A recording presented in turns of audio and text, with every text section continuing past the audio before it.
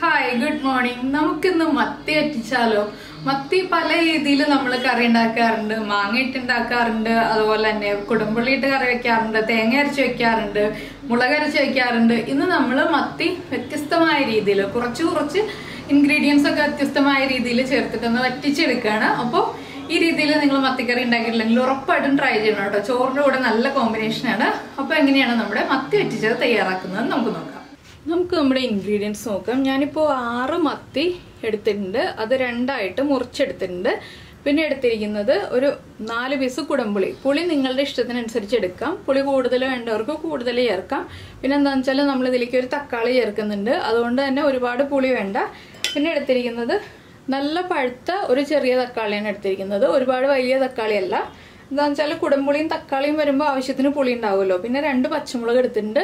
അത്യാവശ്യം ധാരാളമായിട്ട് കറിവേപ്പില എടുത്തിട്ടുണ്ട്. അടുത്തത് ഉള്ളി, ഒരു 10-12 ഉള്ളി ചതച്ചെടുത്തിട്ടുണ്ട്. വലിയൊരു പീസ് ഇഞ്ചി ചതച്ചെടുത്തിട്ടുണ്ട്.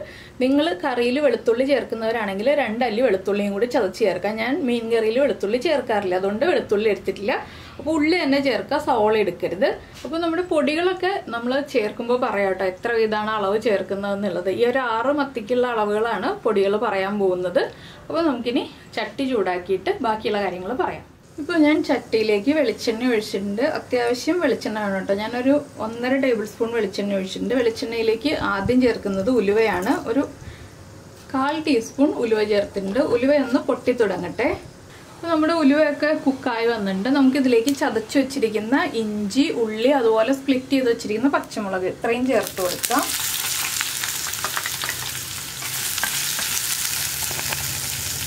ഇതിൻ്റെ കൂടെ തന്നെ കുറച്ച് കറിവേപ്പില ഇപ്പോൾ ചേർത്ത് കൊടുക്കാം. കറിവേപ്പിലയ്ക്കൊന്നും അളവില്ല കേട്ടോ, നിങ്ങളുടെ ഇഷ്ടത്തിനനുസരിച്ച് ചേർക്കാം. ഇനി ഇഞ്ചിയും ഉള്ളിയും പച്ചമുളകും കറിവേപ്പിലയും ഒക്കെ ഒന്ന് നന്നായിട്ട് കുക്കായി വരണം. അതുവരെ നമ്മളൊന്ന് ഇളക്കി കൊടുത്തുകൊണ്ടേയിരിക്കുക. പിന്നെ തക്കാളി കട്ട് ചെയ്യുന്ന രീതി എങ്ങനെയാണെന്ന് വെച്ചാൽ നമുക്ക് ഇഷ്ടമുള്ള രീതിയിൽ കട്ട് ചെയ്യാം. ഞാനിപ്പോൾ നീളത്തിലാണ് കട്ട് ചെയ്യാൻ പോകുന്നത്. ഒരുപാട് ചെറിയ പീസുകളാക്കിയിട്ടല്ല, കുറച്ച് വലിപ്പമുള്ള പീസുകളായിട്ടാണ് കട്ട് ചെയ്യുന്നത്. അപ്പോൾ എന്താണെന്ന് വെച്ചാൽ നമുക്ക് കറിയിൽ തക്കാളി കാണാൻ പറ്റുന്ന രീതിയിലാണ് കട്ട് ചെയ്യുന്നത്. തക്കാളി കുക്കായി ഉടഞ്ഞു പോവാത്ത രീതിയിൽ. അപ്പോൾ ഇതൊന്ന് വഴന്ന് വരട്ടെ.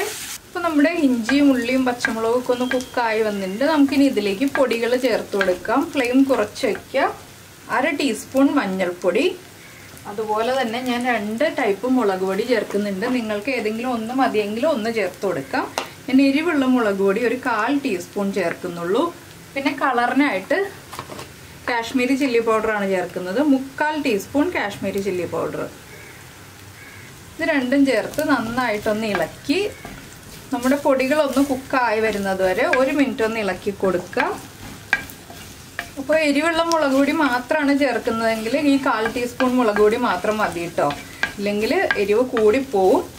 നിങ്ങളുടെ കയ്യിലുള്ള മുളക് പൊടിയുടെ എരിവ് അനുസരിച്ചാണ് ഞാൻ പറയുന്നത്. എൻ്റെ കയ്യിലുള്ള മുളക് പൊടിക്ക് നല്ല എരിവാണ്, അതുകൊണ്ടാണ് ഞാൻ 1/4 ടീസ്പൂൺ മാത്രം ചേർത്തത്. പിന്നെ പച്ചമുളകിൻ്റെ എരിവുണ്ടല്ലോ, നമ്മുടെ കയ്യിൽ മീനും കുറച്ചല്ലേ ഉള്ളൂ. അപ്പോൾ നിങ്ങൾ മീൻ എടുക്കുന്നതനുസരിച്ച് ബാക്കിയുള്ള ഇൻഗ്രീഡിയൻസിൻ്റെ അളവിൽ വ്യത്യാസം വരുത്തിക്കോളൂ.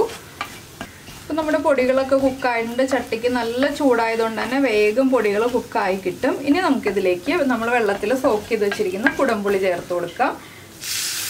കുടംപുളി ഇട്ട് വെച്ചിരിക്കുന്ന വെള്ളവും കൂടി ചേർക്കാം. പിന്നെ ഇത് ഒരുപാട് ഗ്രേവി ഉള്ള റെസിപ്പിയല്ല, കുറച്ച് ഗ്രേവി ഉള്ള റെസിപ്പിയാണ്. ഇനി നമുക്കിതിലേക്ക് കുറച്ച് ചൂടുവെള്ളം ചേർത്ത് കൊടുക്കാം. ഞാനിപ്പോൾ ഒരു 1.5 കപ്പ് ചൂടുവെള്ളം ചേർത്ത് കൊടുക്കുന്നുണ്ട്. നമുക്ക് എത്ര ഗ്രേവി വേണം എന്നുള്ളതനുസരിച്ച് ചൂടുവെള്ളം ചേർത്ത് കൊടുക്കാം. അപ്പോൾ ഇതിൽ പച്ചവെള്ളം ചേർക്കരുത് കേട്ടോ. നമ്മൾ ഈ ഒരു കറി ഉണ്ടാക്കുമ്പോൾ ചൂടുവെള്ളം തന്നെ ചേർക്കുക. ഇനി നമുക്കിതിലേക്ക് ഉപ്പ് ചേർത്ത് കൊടുക്കാം.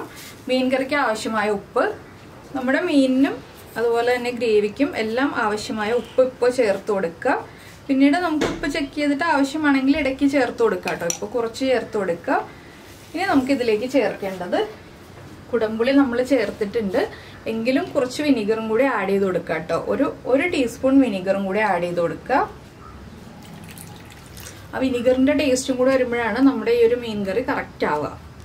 ഇനി ഫ്ലെയിം കൂട്ടി വയ്ക്കുക. നമുക്ക് നന്നായിട്ടൊന്ന് തിളയ്ക്കുന്നത് വരെ വെയിറ്റ് ചെയ്യാം. അപ്പോൾ നമ്മുടെ കറി നന്നായിട്ട് തിളച്ചുകൊണ്ടിരിക്കുന്നുണ്ട്. ഇതിലേക്ക് ഞാനിനി നമ്മുടെ മീൻ കഷ്ണങ്ങൾ ഇട്ട് കൊടുക്കാൻ പോവുകയാണ്.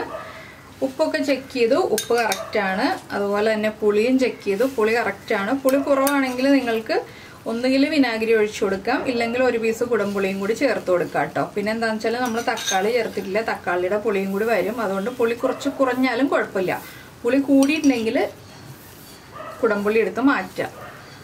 മീൻ കഷ്ണങ്ങളും കൂടി ചേർത്ത് ഹൈ ഫ്ലെയിമിൽ വെച്ച് ഒന്ന് നന്നായിട്ട് തിളവന്ന് കഴിയുമ്പോൾ ഫ്ലെയിം കുറച്ച് വയ്ക്കാം. അതിനുശേഷം 1-2 കാര്യങ്ങളും കൂടി നമുക്ക് ആഡ് ചെയ്യാനുണ്ട്. നമ്മുടെ കറി മീൻ ചേർത്തിട്ട് നന്നായിട്ട് തിളച്ചുകൊണ്ടിരിക്കുന്നുണ്ട്. ഇതിലേക്കൊരു 2 പിഞ്ച് ഉലുവപ്പൊടി ചേർത്ത് കൊടുക്കുക. നമ്മൾ ഉലുവ പൊട്ടിച്ചിട്ടുണ്ട്, എങ്കിലും ആ ഉലുവയുടെ പൊടിയും കൂടി ചേർത്താലാണ് കറക്റ്റ് ആവുക.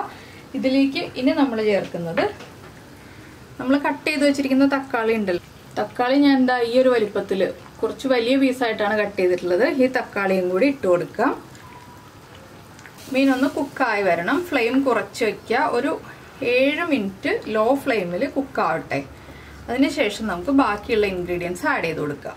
നമ്മുടെ മീൻ കറി ഇതാ റെഡി ആയി കഴിഞ്ഞു. ഞാൻ ഫ്ലെയിം ഓഫ് ചെയ്യാണ്. ഇനി ഇതിലേക്ക് കുറച്ച് കറിവേപ്പിലയും കൂടി മുകളിൽ ഇങ്ങനെ വിതറി കൊടുക്കുക. ഇനി നന്നായിട്ട് ചൂട് മാറിക്കഴിഞ്ഞിട്ട് നമുക്ക് കറി ഉപയോഗിക്കാം. അപ്പോൾ ചൂട് മാറിക്കഴിയുമ്പോൾ ചട്ടിയുടെ ചൂടിലിരുന്നിട്ട് ഒന്നുകൂടി ഒന്ന് കുറുകും കേട്ടോ. ഇപ്പം തന്നെ ഒരുവിധം കുറുകി വന്നിട്ടുണ്ട്.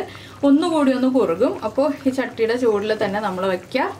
കുറച്ച് സമയവും കൂടി തിളച്ചുകൊണ്ടിരിക്കും. നമ്മൾ കുക്ക് ചെയ്ത ബർണറിൽ നിന്ന് മാറ്റി വയ്ക്കുക. അപ്പോൾ കുറച്ച് സമയം കഴിയുമ്പോൾ നിന്നോളും. അപ്പോൾ എന്തായാലും നിങ്ങൾക്ക് ഈ ഒരു റെസിപ്പി ഇഷ്ടമായി എന്ന് വിചാരിക്കുന്നു. ഇഷ്ടമായി എന്നുണ്ടെങ്കിൽ ഇഷ്ടമായോ ഇല്ലയോ എന്നൊന്ന് കമൻറ്റ് ചെയ്യാൻ മറന്നു പോരുത് കേട്ടോ. അതുപോലെ തന്നെ ഇഷ്ടപ്പെട്ട റെസിപ്പി ആണെങ്കിൽ മറന്നുപോകാതെ ലൈക്ക് ചെയ്യില്ലേ.